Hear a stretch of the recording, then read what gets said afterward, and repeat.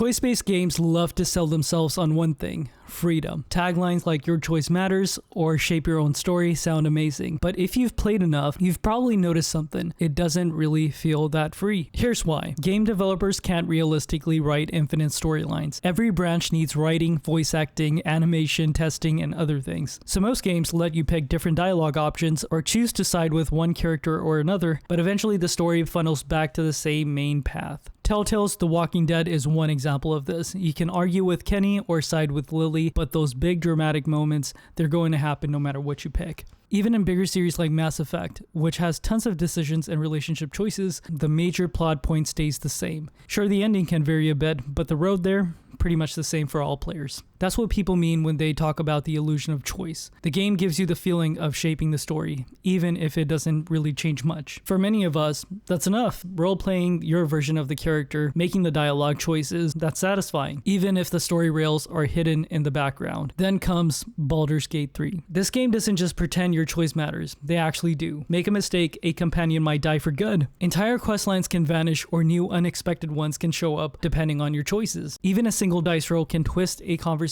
in a completely new direction. Players online frequently point this out. Your companions will change as a result of their personal quests. Some choices might just change a few lines of dialogue, and others might change entire pieces of side content. You really feel like your playthrough belongs to you, not just the script, and that level of reactivity raises the bar. In the game, every companion has a personality and personal quest, and they respond to your choices. They'll approve or disapprove, sometimes even change completely based on what you do. Still, it's worth noting it's not truly infinite. There's structure underneath, but it gets closer to meaningful freedom than any other game. With that said, it's not flawless. Some players have flagged that even in BG3, certain endings don't give satisfying payoffs. One person talked about making a deeply heroic self-choice, transforming into a mind flayer to save a species, only for the game to barely acknowledge it. No companion reaction, no meaningful epilogue scene. It left them feeling like their efforts were oddly ignored. Even when choices genuinely shape the story, it's tough to deliver a satisfying sense of closure in large, branching narratives. Here's the takeaway. Choice-based games rarely feel truly free, and honestly, that's fine. But this game shows what happens when choices actually do matter, and that experience can be eye-opening. Still, total freedom isn't always better. Stories can lose focus if everything is up for grabs. Sometimes a well-crafted illusion serves the story best. But when a game gets it right, your decisions feel real, and your playthrough actually becomes your own.